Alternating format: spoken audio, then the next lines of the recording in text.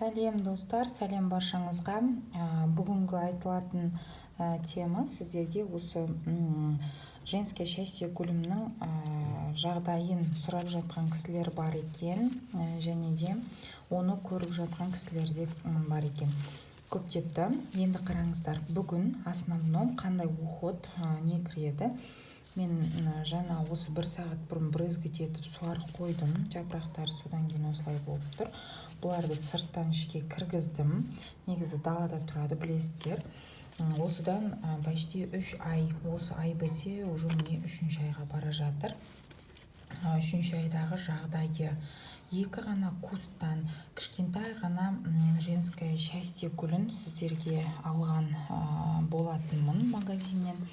Және де оның жағдайын көрсеткен болатын қыздар. Енді қараңыздар, мына жерде қаншама осындай гүлдер ашып жатыр. Значит, менің женское счастье әйел бақыты гүлім өзін жақсы сезінуде деген сөз. Міне қараңыздар. Осылай қыздар, женское счастьенің гүлі осылай болып тұрады. Осылай не сияқты осылай болады. И міне қараңыздар.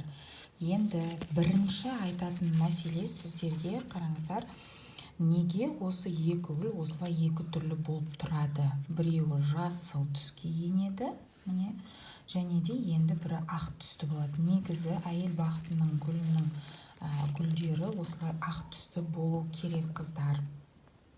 Міне қараңыздар. Енді бұл мынандай жасыл болғаны, ол дегеніміз уже женское счастье гүлі ашқанына біраз болды.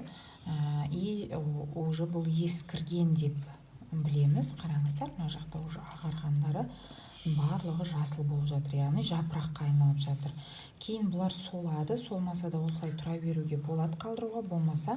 Осылай қай жерден шығып тұр, осылайынан осы жапырақтың ішінен шығып тұр ғой. Мысалы, мына жапырақтың ішінен шығып тұр, қыздар. Осылай жапырағының түбінен жеткізбей 2 см, 3 см-ден қиып тастасаңыздар болады. Бұл бір. Екіншіден, мынандай ақ жапырақтар, ол молодой. Осы шыққанына 1 апта, 2 апта, 3 апта болған гүлдер болып есептеледі. Осыншалықты болып үлкейіп міне алып кетті гүлім, бірақ горшогы міне осындай үлкен болып тұр, қыздар. Өздеріңіз көріп тұрғандай сол қағаз, сол спасифил женское счастье әйел бақыты. Қараңыздар, астынан тағы да гүлдер, міне бүршіктеп жапырақтар күшті ашып өзін жақсы сезініп жатыр, қыздар. Технический срездің барлығын кесіп сол кезде сіздерге көрсеткен болатынмын осы ескі жапырақтары. Енді бірінші мәселе гүлінің светіне байланысты айттым. Екіншіден, міне жапырақтың светіне айтам.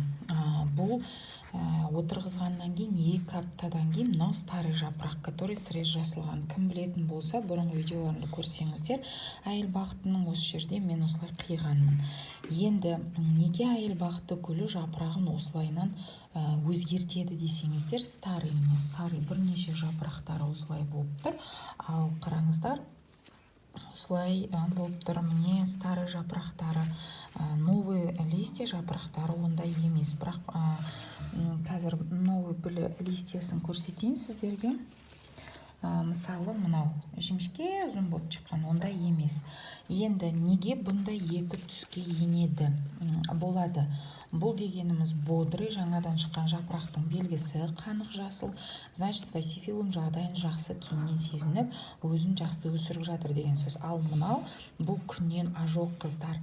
Күннен ажок. Бұны менің қателігім тез алып кетсін, тез мынау ең бірінші шығарған гүлі болатын, қыздар. Одан кейінгі шығарған мынау гүл болатын. Міне осылай өзгеріп жатыр түсін. Тез адаптация болсын деп негізі күннің көзі тікедей түсетін жерге неге қоймаңыздар. Бүгін күн көлеңке болып тұр, сондықтан осы терезеге алып кеп сіздерге видео түсіріп жатырмын. Негізі бұл көлеңке жарық түсетін терезеде ғана тұр, қыздар. Күннен ажок болмас үшін күн көзі тіке түсетін терезеге қоймаймыз. Әйтпесе гүлдеріңіздің жапырағы өзгертіп, мынандай серый гнилой түске енеді, бірақ асты осылай, үсті осылай ажок алғандікі. бұл гүлінің цветін айттым, жапырағының цветін айттым. Екіншіден, және де бұл ылғалдылықты өте жақсы көретін гүл. Ылғалдылықты жақсы көреді екен деп 2 күннің бірінде, 3 күннің бірінде суарудың қажеті жоқ, қыздар. Мынаны мен 2-3 күн бұрын суарғанмын. Міне қолдарыңызбен осылай рыхлы топырақтар болса отырғызған, өйстіп алмастырып өйстіп көрсеңіздер, білінеді. Ылғал болса осылай қолыңызға топырақ жабысатын. Мүлде құрғақ болса жабыспайды. Оны таяқ тығып көруге де болады. Мен осы мына ағашынан да қағазынан да біліп отырам, және қай кезде алған есімде болсын деп сақтап қоямын. Бұл біріншіден. Ылғалдылықты қалай сақтаймыз деген, қыздар, жазда күніге, қыста осылай батарейка болса, батарейканың астында тұрған болса, поддоныңыздың үстінде тұрған болса, осылай, онда қыстада күнде брызгать етіп себуіңізге болады. Қандай су себеміз? Ылғалдылықты су брызгать етіп себу арқылы пульверизатормен сақтаймыз. Жылы, комнатный температурадан сәл жылы болып тұратын суды себеміз. Ол бір. Екіншіден, ылғалдылықты мына гүлдің, мысалы, мына үлкен горшогы кепкенше күтеміз, және топырағын соншалықты астыға нұрайт етіп былай тығып, ағашта кез келген нәрсеңізбен көре берсеңіздер болады. Ешқашан топырағын ылғалдандырып, суды көп құймаңыздар, залить етіп. Ол мына кончиктарды, мен мысалы срез жасап қиған ескі кончиктарының өзі қайтадан сарғайып бастап жатыр, көрдіңіздер ма? Бұл енді мен бұл гүлдердің ожог алуы, күйеуім білмей осындай терезеге қойып қойған, содан ожог алған. Мен больницада онымен жатқан кезде, және де су құй дедім, мен құрғады деп ойладым. Қатты құрғақшылықта тағы да магазиннен алып келгенде құрғақшылықта өліп қалмасын деген оймен сөйтіп су құй деп айтсам, суды өте көп залить етіп құйып қойыпты аққанша астынан. Сондықтан, қыздар, өйтіп суды құймаңыздар, ошибканы жасамаңыздар. Залить етіп құйма деп айтуды ұмытып кеткен, құйғаннан кейін уже әкеп осы поддонға қойып қойған. Қыздар, 3 айдағы 2 пучоктан дамыған женское счастье гүлімнің жағдайы осы, сіздерге көрсетейін дедім. Одан бөлек женское счастьені бұны неге отырғызып көрсетпедім сіздерге. Ол қазір айтам, осындай бір кішкентай горшокта тұрды женское счастье, по-моему, осы горшок қойдым, даже бұдан кішкентай ма, есімде жоқ. Осындай горшокте тұрған. Одан кейінгі горшогы бұл 1 айда осылай тұрды. Өзін жақсы сезінгеннен тамырын жағдайын көрейін деп мен шыдамай осындай горшокқа алмастырдым, үлкендеу. Потом ол горшоктен алып, тағы 1 айдан кейін осылай алмастырдым. Пока көктем бітпейінше, жазда адаптация жасайынша алдым да осындай 2 есе үлкен горшокқа алмастыра салдым. Негізі женское счастье гүлі тамыры тығылсып, тығыз, кең горшокты ұнатпайды, тығыз тамырлары жақсы көреді. Неге бұндай 2 есе горшокке алмастырдым? Себебі мынадағы тамырлары өте керемет болды. Мен бұған дренаж салған жоқпын. Ал мына кішкентай горшокты отырғызған кезде менің каналымнан көрсеңіздер болады, астына керамзиттен дренаж салған болатын мына құмыраға. Ал мынаған дренаж салдым. Енді қараңыздар, отырғызған кезде тамырының жағдайын айттым. Үлкен спатифилум әйел бақытында міндетті түрде дренаж салып, өзінің тамыры тығылсып тұратындай, және 1 айда алып кетеді-ау деген ойыңызда болатындай горшокке алмастырыңыздар, қыздар.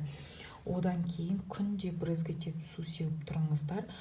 Күн тік түсетін жерге қоймаңыздар.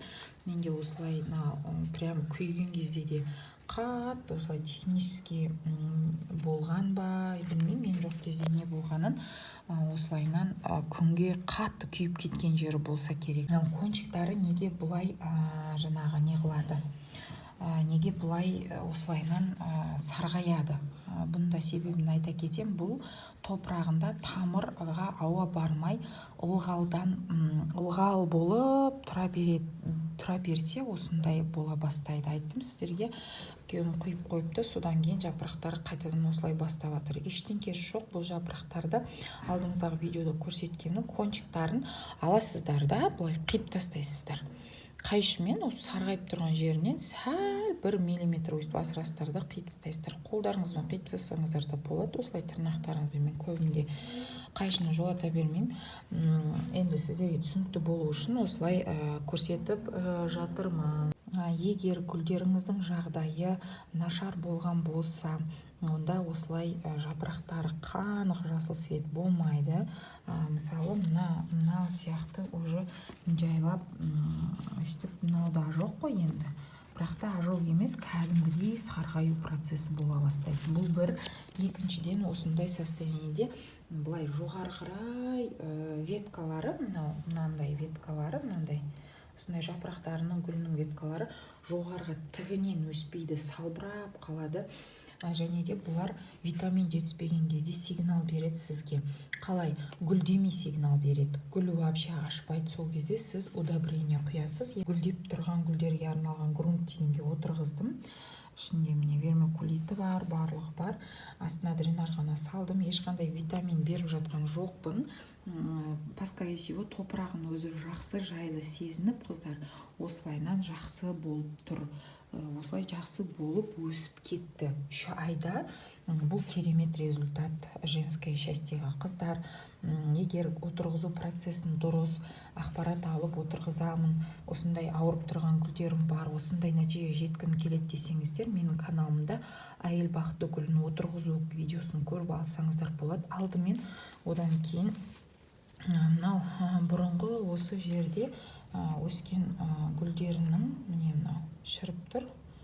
Осылай қиып тастаған кезде, міне осылайнан асты өсті өзі шіріп тастайды. Сол кезде жұлып алып тастайсыздар. Гүлін жұлудың қажеті жоқ, қиюға асықпаңыздар айтарым. Гүлді мүлде тиіспеңіздер. Бұлай ашып, осылай көріп, ол өзі жайлылықты жақсы көреді, вниманияны жақсы көреді, ылғалдылықты жақсы көреді, және жарық түсіп тұрғанды өте қатты жақсы көреді қыздар. Осылай әйел бақытты гүліне күтім жасап тұрыңыздар. Тағы да өскеннен кейін жаздың соңында күзге таяу тағы да женское счастьемді сіздерге көрсететін боламын.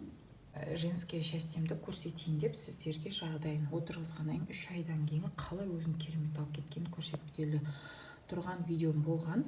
Енді гүлдер ұнаса, айтып жатқан ақпарат ұнаса, одан кейін осылай гүлдеріме обзор жасап тұрған қаласаңыздар, бұл енді бір терезеде тұрған гүлдер. Пока что осылай женское счастье қасында тұрғаннан көрсеткенмін. Ұнап жатса лайк басып, пікірлеріңізді қалдырып, сіздер гүлді қалай отырғызасыздар, күтімін қалай жасайсыздар, қандай проблема болып жатыр, ойларыңызды бөлісіп, сұрайтын болса сұрап, барлығын жазып, пікірлеріңізді қалдырып айта беріңіздер. Келесі видеода кездескенше қош сау саламатта болыңыздар.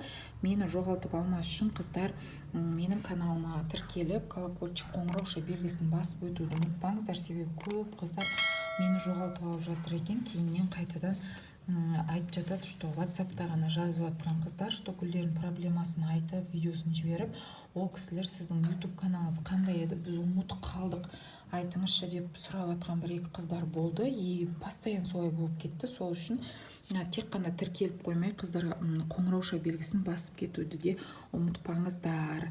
Келесі кездескенше сау саламатта болыңыздар.